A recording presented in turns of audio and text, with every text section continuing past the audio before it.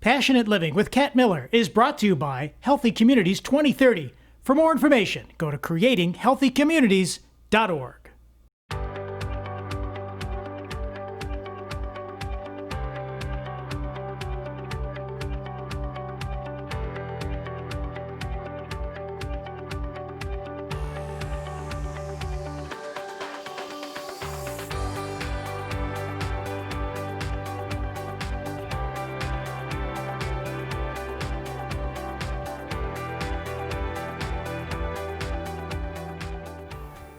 Welcome to Passionate Living. This week we'll be talking to one of my favorite authors, James Redfield, who wrote the transformative bestseller Celestine Prophecy, along with a number of other wonderful books. This was such a popular segment from our first show that we thought we'd replay it for those who didn't get to see it. We're also going to take a walk down memory lane with an interview I did with MTV VJ Nina Blackwood at Wildlife Way Station in Los Angeles, where one woman's passion to save wildlife made a huge difference in the world around her. But first, I'll meet Lucy Connery at the beautiful Glen Falls Park. Lucy's the Executive Director of Healthy Communities 2030, and she's going to share some simple actions that you can add to your daily rhythm that will help you to keep strong and healthy. Lucy, thank you for joining me here today. Yes, thank you so much for having me. Is this a gorgeous place? I'm so happy right to in the be middle here. of this heat wave that we're having. I know, being able to actually enjoy it instead of Right. just sitting in the AC. And we had that little duck that was making a cameo, but we weren't ready in time for a cameo. Yep, that's how it goes. Yeah. Tell me a little bit about Healthy Communities 2030. Yeah, so we launched Healthy Communities 2030 in the midst of the COVID epidemic and also the announcement of the Robert Wood Johnson Foundation's 10th annual county health rankings. We felt like it was really just a cultural tipping point where as a community, as a culture, we're known for our poor health when we should be known for our beautiful areas of where we can practice good health and take care of ourselves. So Healthy Communities 2030 is our response to this tipping point, and we're really just trying to address our community health and our quality of life, because in order to be happy in your life and have a great quality of life, your personal health needs to come first and the health of our community. Right. So that's really what we do. So where do we rank in Erie County in New York State? So out of the 62 counties in all of New York State, Erie County ranked 56th least healthy. So, and Out of how many communities are there in New York? out of 62. And the only good news we like to joke is that Niagara County is 58th. So we're, you know, We're a little ahead. Yeah, at least we're, yeah. So and it didn't change from Right. last year. So we were thinking all the work we're doing over the last few years, we must see some improvement.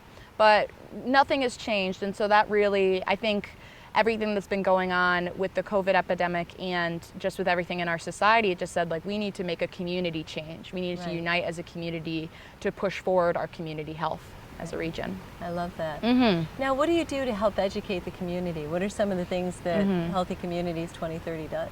I like to think one of the most important things we do for our community is to link the people to the resources that are already there. Right. It's not like we need to reinvent the wheel. We need to reach out to our communities, which we have the capacity to do. We have a 30-year history of working in Erie and Niagara counties.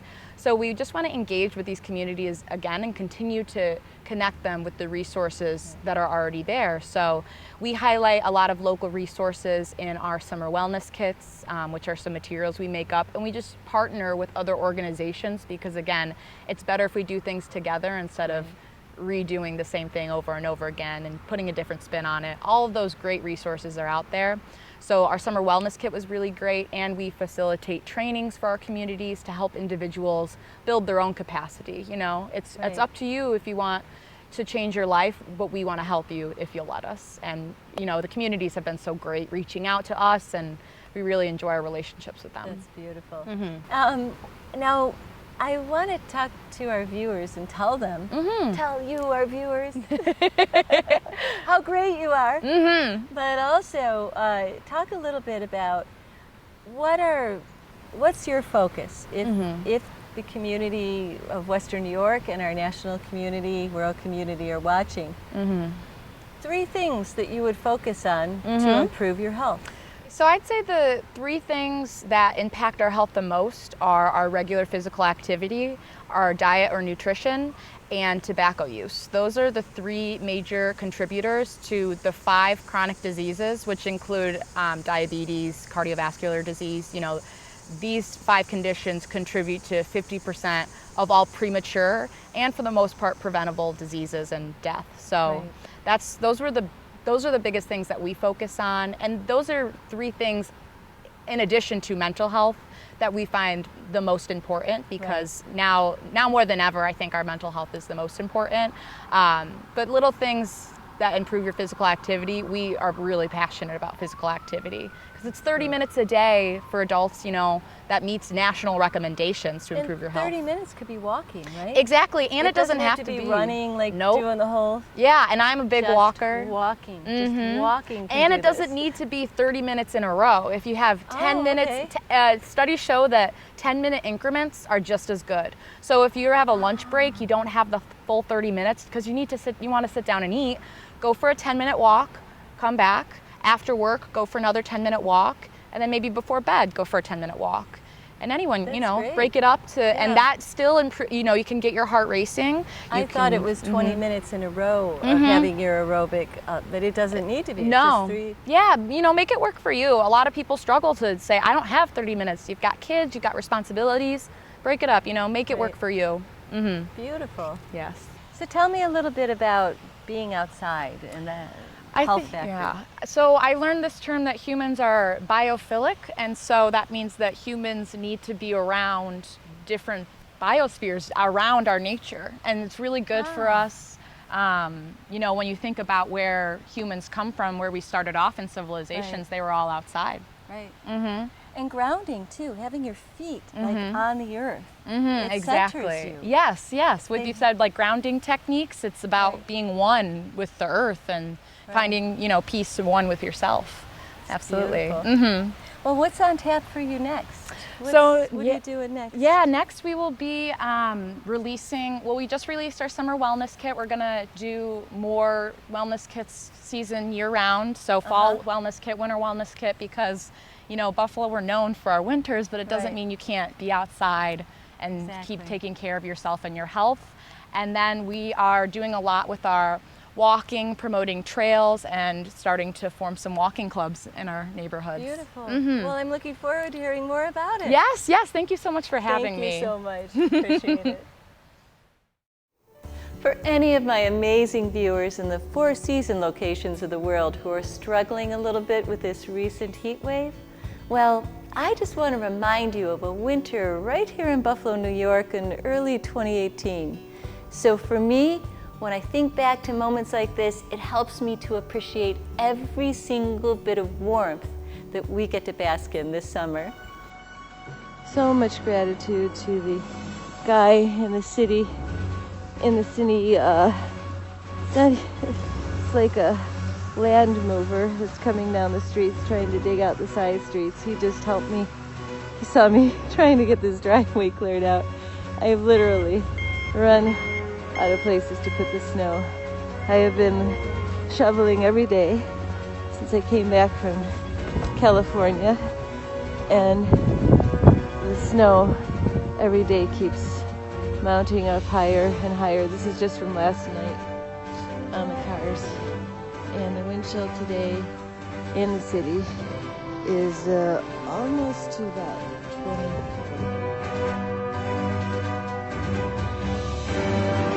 20. Stay tuned for our featured guest this week, best-selling author of Celestine Prophecy, James Redfield.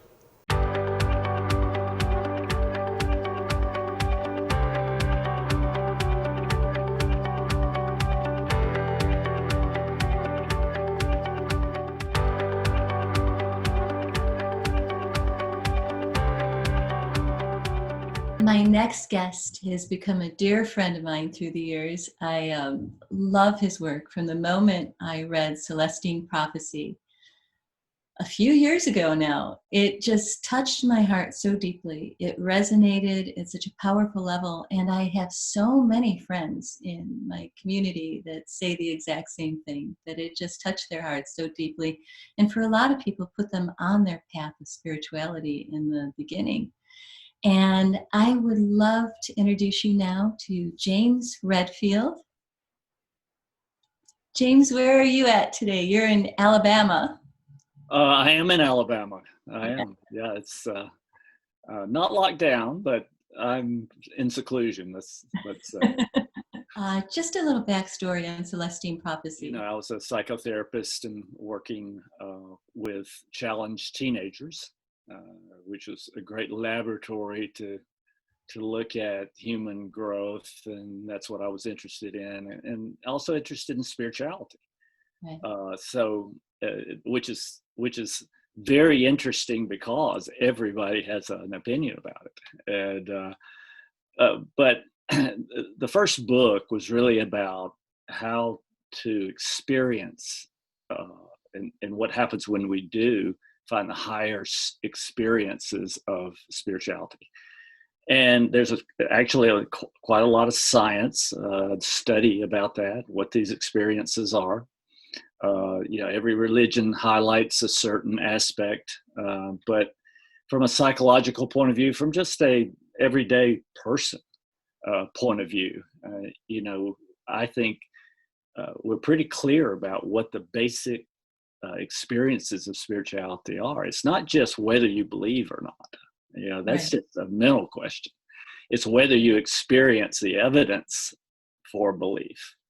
And Right. that is the one that I highlighted that was most popular in the first novel, is the experience of synchronicity, which means the experience of meaningful coincidences, these chance events, so-called chance events that we know that bring us, the job of our dreams or the love of our dreams, or that all the breakthrough moments in life, if someone had been late to that crossroads, would it Right. have happened the same way?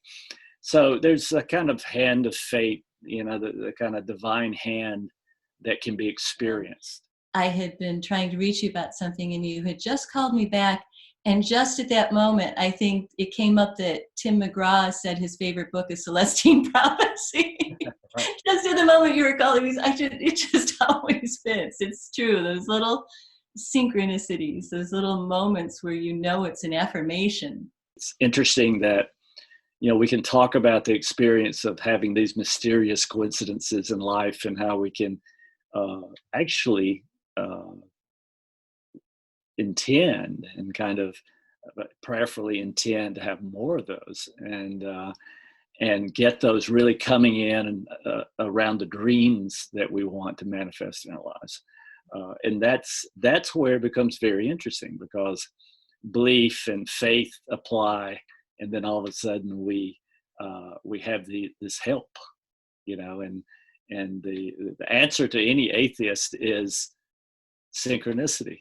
Because if we get this help, these mysterious coincidences that open a door, that give us information to solve a problem at just the right moment, if those are real, then of course we live in a spiritual world. James, I just want to ask you a question about everything that's going on in the world now. Obviously, so many of us have been on a lockdown, so to speak. It's a time of going within, going in our houses, and really unplugging a lot from the day to day. Do you have any thoughts about that? Everybody's on the internet more. Everybody's reaching out to their friends. Everybody's having to be virtual with in this world where we're suddenly our freedom of movement is restricted. So, and all of a sudden, I believe that we have this experience of being alone with ourselves so much, and being centered in ourselves is really conducive to asking the large questions, and especially when the issue is a pandemic. It's the large questions. Well, what is life really about? Have I paid enough attention to spirituality? Is there a secret to have how to have a happier life, life is more fulfilling. That's what I've put in my 4 novels now, is yes. We don't have to just wait for the end. Now, I have a question. If you could tell anybody listening who is out there, who is thinking about a life bigger than what they have now, something, maybe they're working at a job where they're not as happy. Maybe they're in a place where they just feel like they need a change. But it's harder for people, I think, to make that change than it is to stay with something they're comfortable with, even if they're not happy there. And if you could say one thing to inspire someone to step through that fear or to help them through that fear onto their path, what would you say? What would you suggest? Well, I think that what we have to do is really ask for an answer to that question. How much more is there? Is there more? And of course, that's the old adage that crosses every religion. It's always, if you knock on the door, you'll get an answer. If you sincerely knock on the door, you'll get an answer. And what happens is that so very often we're alone around a problem. We're alone about a relationship breakup. We're alone at the moment we really start to ask the higher questions, or we're locked down. But what happens is we center within ourselves, and that makes it easier to listen. And what we hear are little intuitive urgings, I think. And so it's an urging for something that we should do in order to answer that question. Now, sometimes it's research, sometimes it's calling an old friend, sometimes it's the memory of an authority figure in our lives that we can contact. We can explore, religious help around us. But what happens is, if we ask, we start to get these mysterious answers. And you have to, I think the key thing is patience. Yeah, patience here. Wait on it. Have some faith that you'll get some higher guidance. And that's essentially what happens in the experience of spirituality, is that we tune into our intuitive intelligence. So we begin to allow ourselves to be guided, and then there's more synchronicity, more help, more opportunities, and you step into a kind of spiritual journey. And that's when it really gets fun. Now, James, I want to thank you so much for being here today, for being on the show, for bringing us that beautiful wisdom of yours to help us through this time. And I just really appreciate it. I want to just ask you one last question. What is it that you're working on now? What's in the mix? What are you doing? You're always doing something. Right. You're always up to something. Since we're all, doing everything virtual, we're on our website, CelestineVision.com. Okay. We're crafting and building out an internet community based on the insights of the Celestine Prophecy books. So it's a learning community where we'll have, it's set up a lot like Facebook, where you choose your friends and you follow discussions in numerous categories about growth, about dealing with relationships, all the problems, dealing with this lockdown, dealing with, what's your dream. Oh, thank you so very, very much. Well, that was fun. It was fun. That was a lot of fun. Thank you. Yeah, it's nice having you be the one to interview. That's I know. It's a nice change.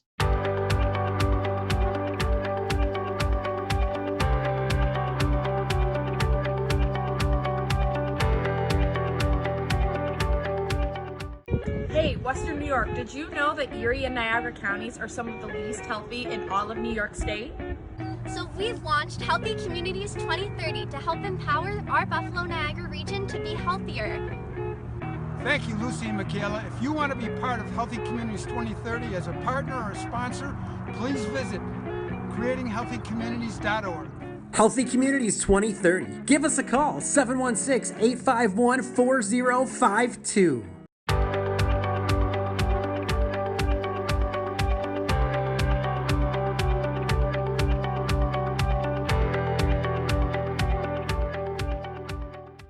I thought it would be fun to go back in time and do an interview with one of the original MTV VJs, Nina Blackwood, when we met with Martine Colette for an adventure at Wildlife Way Station in Los Angeles County. Martine's passion for wildlife made a huge difference in the world around her, and I even got to bond with the Siberian tiger, though the handler did assure me he fed the big guy a steak or two before we bonded. So sit back, take a nibble of some healthy snack, and enjoy our little walk-through time. And on this episode of Passionate Living Moments, we're at a wonderful remote location outside of Los Angeles called the Wildlife Way Station. And we're going to meet two remarkable women, one whose passion started this entire organization to save the animals that are here, between 11 and 1,200 animals from the wildlife, many from homes that were abandoned. And the other who used her celebrity status to bring attention to it and help the animals. Catherine, Nina, hi. it's great I'm to meet so you. glad you guys got here. Isn't this incredible? Oh, it's amazing. So tell me about this little guy here. Well, actually, from what I understand, this little angel was raised with Rottweilers, if you can believe that, the dogs. And he's in here with the llamas to socialize him more with animals more like him rather than being a around Rottweiler, yeah. And he doesn't have a name, but we were talking about, how about Cujo? I think that would be a great name for this little guy. Rottweilers. Come here. It's amazing. Come on, Angel. There you go. Kind of like putting entertainment lawyers in with nuns. Oh, that's called. Oh. So Nina, tell me about your passion for animals. Well, actually, as early as I can remember, I've always loved animals, and for a while I was actually thinking of going into zoology and animal behavior studies, but the biology part and the cutting up of animals I could not handle. I'm not very good with blood, so this is wonderful for me because I still get to do my entertainment, but I get to come up here, and Martine Colette, who is the founder of this, supposed to be an amazing woman. She is actually my hero. She really, I swear to God. And there she is right there, Martine, Catherine. How lovely to meet you, and welcome, Catherine. Thank you. And yes, I know, I have to give you a hug. Come on in, let me introduce you to some. Drifter is part of our educational program. It's very important for the kids to realize what it is that they're saving and why. And you can show them 100 pictures, but to show them an honest-to-goodness tiger, and a little kid walks up there and he's looking eye to eye, all of a sudden it takes on a completely different meaning, and the child now says, wow, his eyes are green, or his whiskers are long, or so it's important. I look at these animals and I don't even have words to describe the feeling that they get. By the way, come on. Beautiful. Drifter. Just touch him here. Touch him here. Behind. Come on, behind him. Are you a good boy? You're a good boy. You're a good boy. Yes, you are. Yes, you are. Anyway, his job in life is going to be to educate the kids and save the species. Martine, how do you support all this? I mean, unless Nina, you've got a big bankroll. I would love to if I could. We support this in many different ways, Catherine. We've got an animal sponsor program. We've got, for example, these people here sponsor these two bears. Oh, okay. A lot of the time, kids will bring animals here, and they will choose to sponsor that animal until such a time as this animal is able to be released back into the wild, if we're talking about native California wildlife. We hope to be able to make people understand that it's very important to learn how to cohabit with native wildlife. That's number one, because as the population grows everywhere, people are infringing more and more into animals' habitat. The animals are prepared to cohabit with us. Now we just have to learn how to cohabit with them, and if all of us have good manners, we might be able to live on the same planet in peace and harmony. And as the sun sets on this beautiful story, I do want to mention a Henry David Thoreau quote which comes to mind, which is, "In the wildness is the preservation of life." And truly, those words are profoundly moving in this place. Thank you so much for joining us for Passionate Living Moments, and until next time, remember to live life to its fullest.